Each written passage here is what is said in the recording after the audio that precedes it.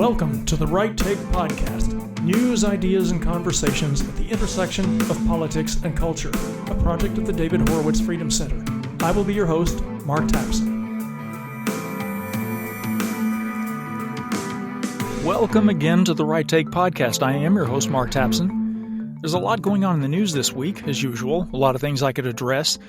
But today I want to follow up with further discussion about the topic of my previous podcast episode about the transgender community and the inherent violence of the left, and what the normalization of that violence says about the current state of our culture.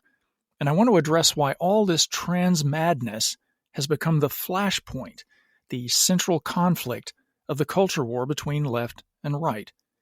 And it is between left and right. Some people will say, no, the real culture war, the primary clash of civilizations, so to speak, is not between left and right, but between globalists and nationalists. Some will say it's between socialism and liberalism, or between the elites and the 99%. There's some validity to all of those perspectives and more, but when you pare it down to its simplest elements, the culture war in Western civilization today, and ever since the period of the Enlightenment, can be identified as left versus right.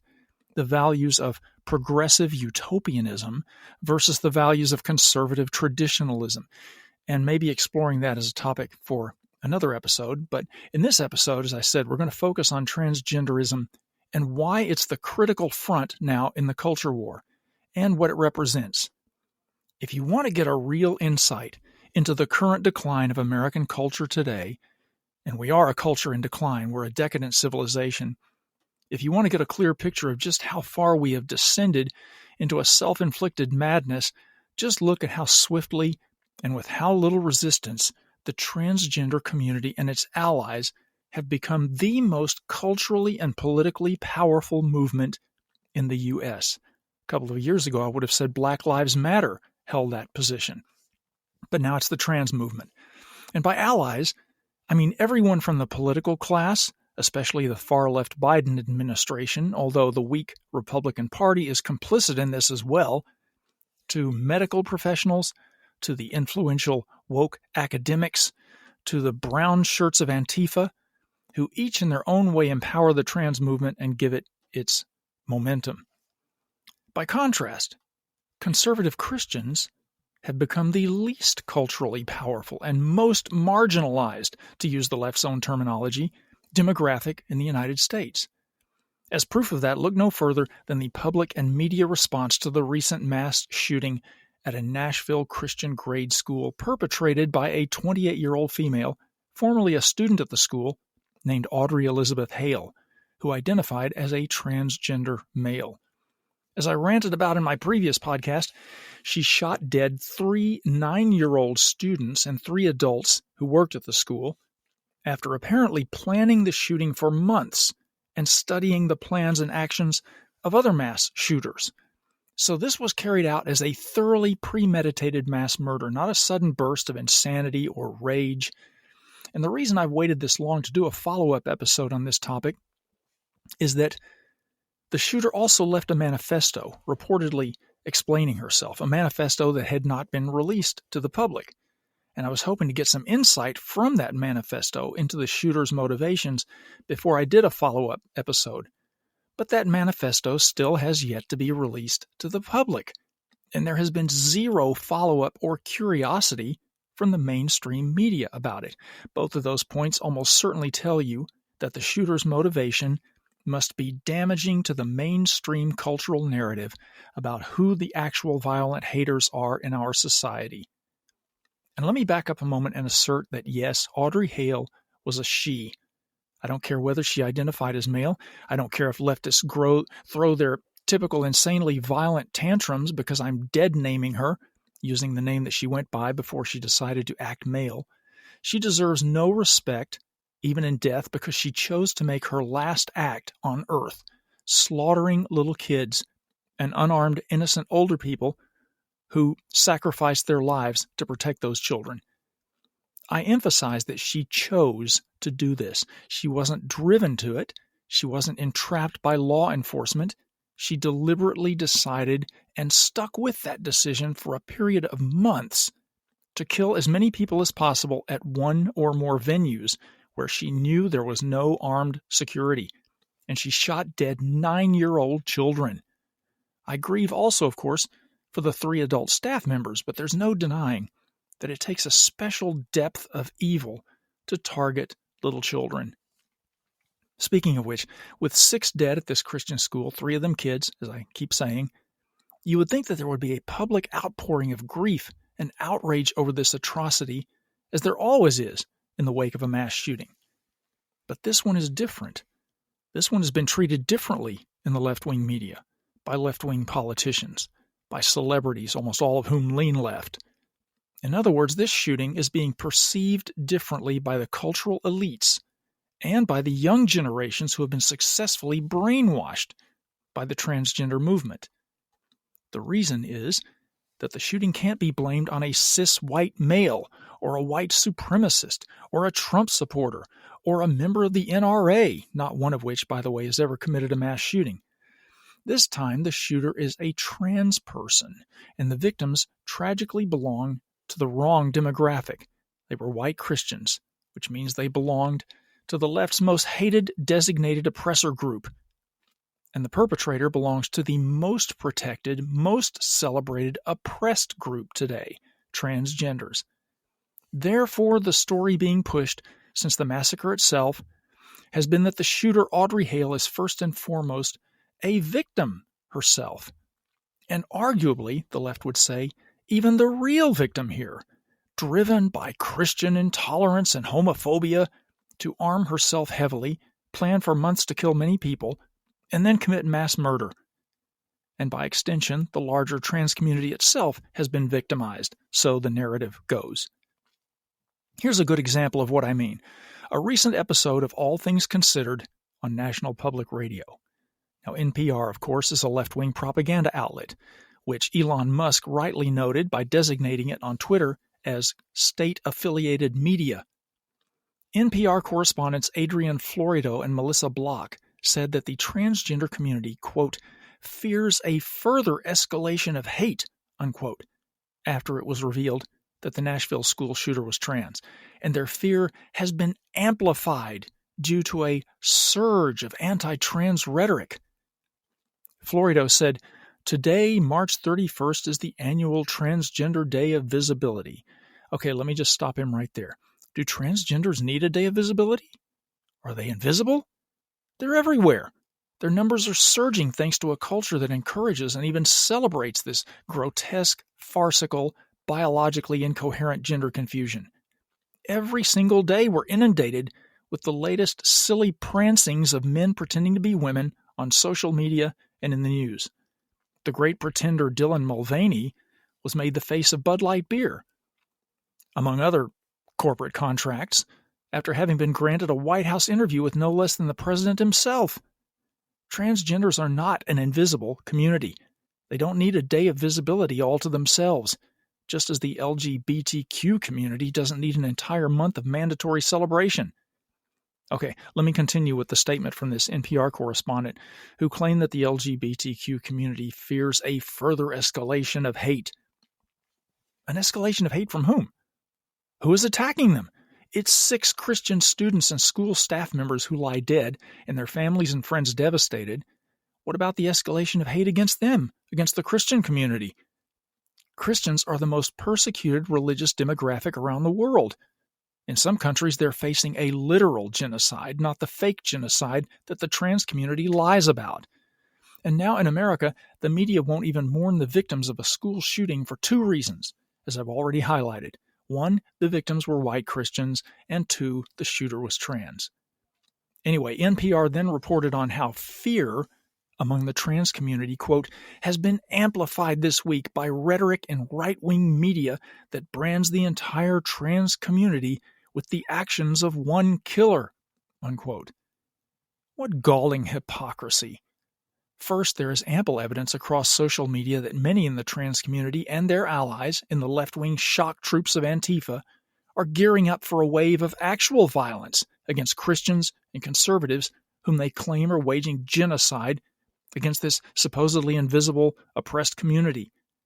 Witness, for example, the planned Trans Day of Vengeance that was ultimately canceled because Antifa claimed they were receiving threats of violence. Alleged President Joe Biden, who declared the Transgender Day of Visibility immediately in the wake of this Nashville shooting, has said that there is an epidemic of violence against trans women and girls. An epidemic?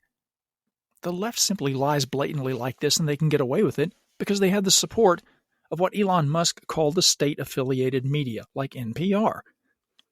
Second, the left does not hesitate to smear entire communities of Christians and conservatives for the actions of a single criminal.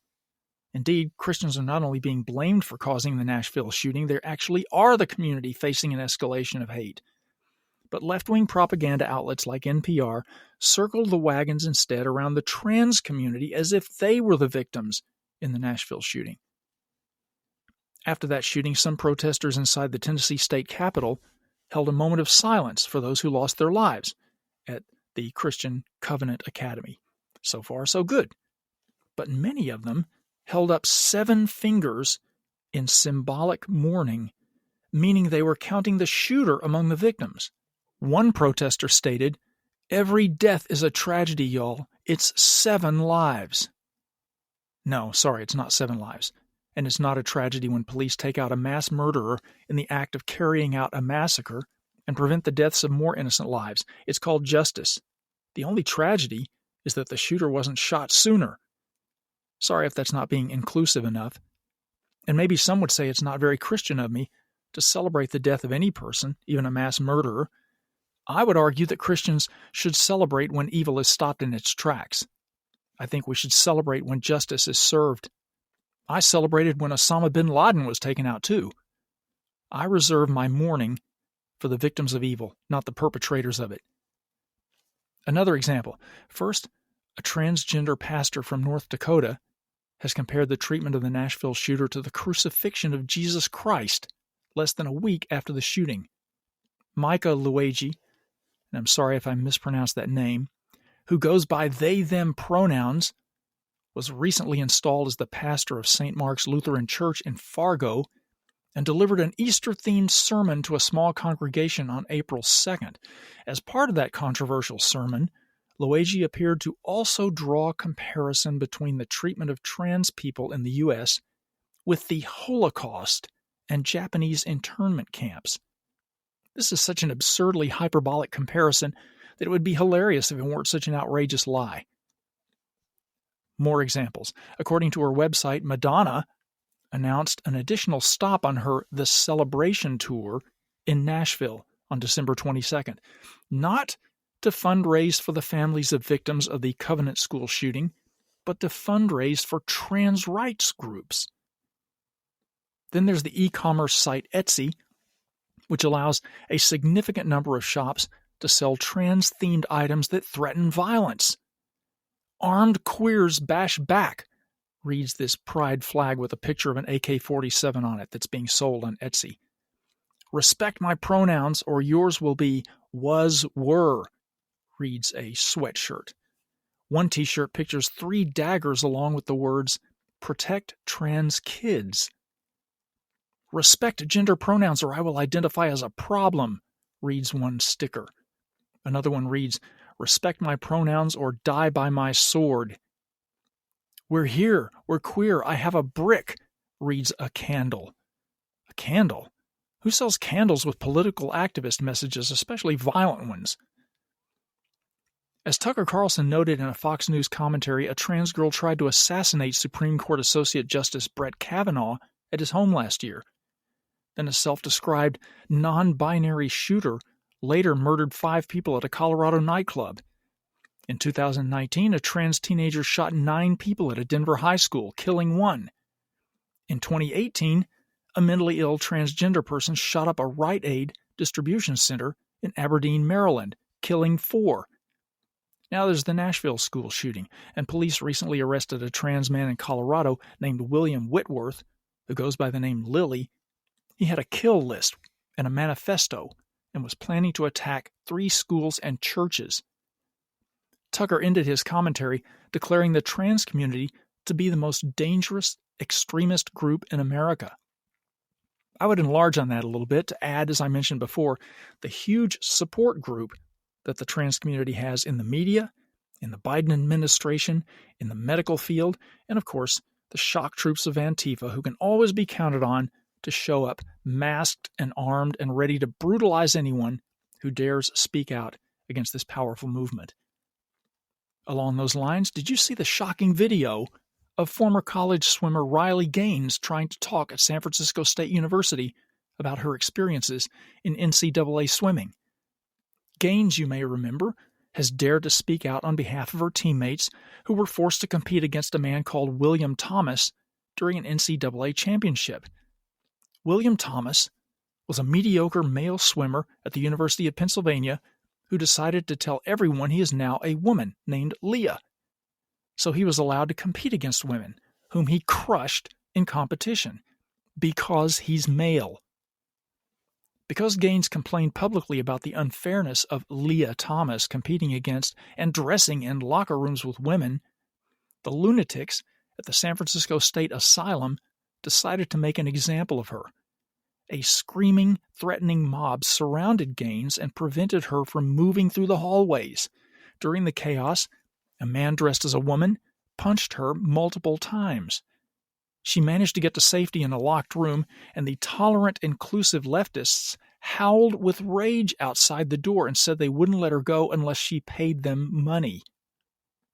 Gaines plans now to pursue legal action because neither the police nor the San Francisco State Administration intends to take punitive action against this violent mob of terrorists that literally assaulted Riley Gaines. I hope she sues everyone responsible into oblivion. Kudos to her for her courage. The left is a death cult.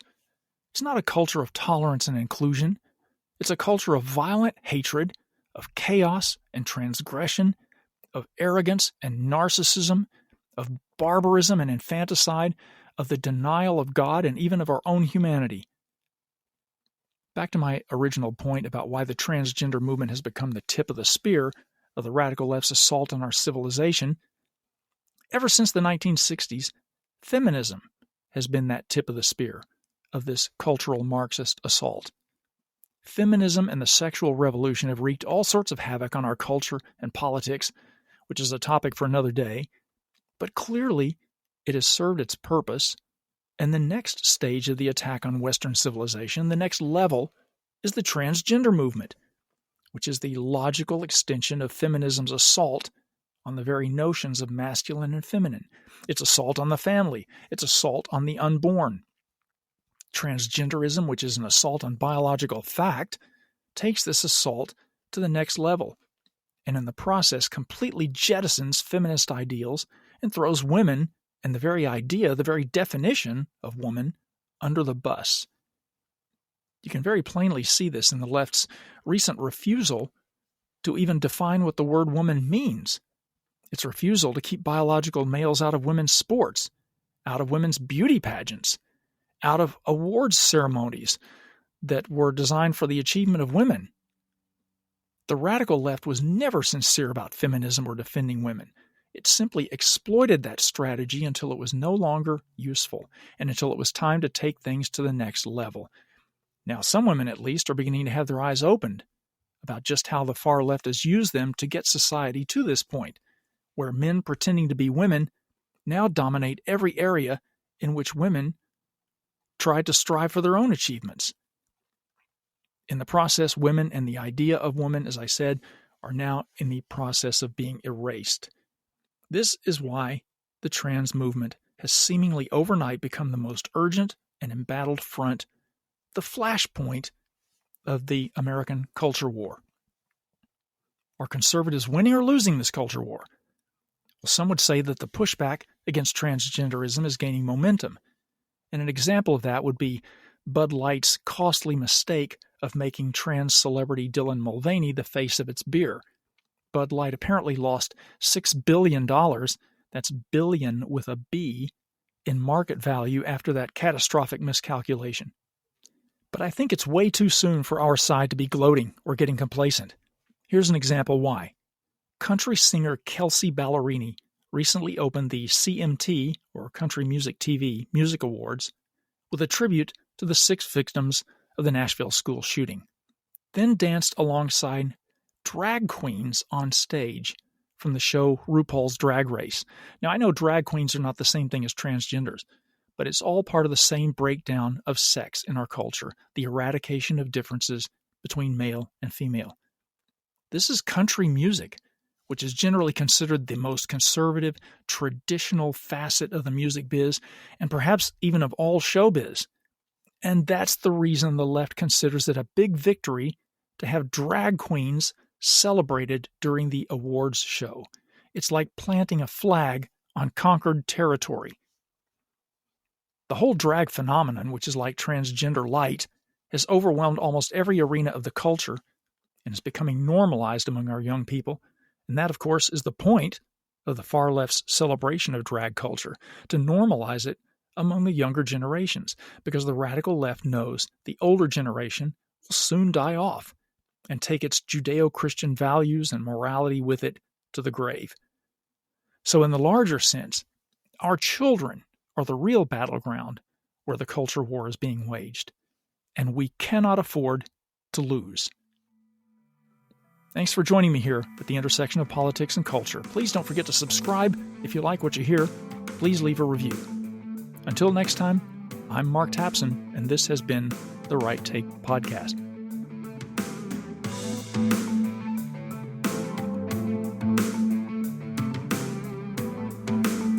The Right Take with Mark Tapson is a project of the David Horowitz Freedom Center and Front Page Magazine. Unauthorized reproduction of this podcast without express written consent is prohibited.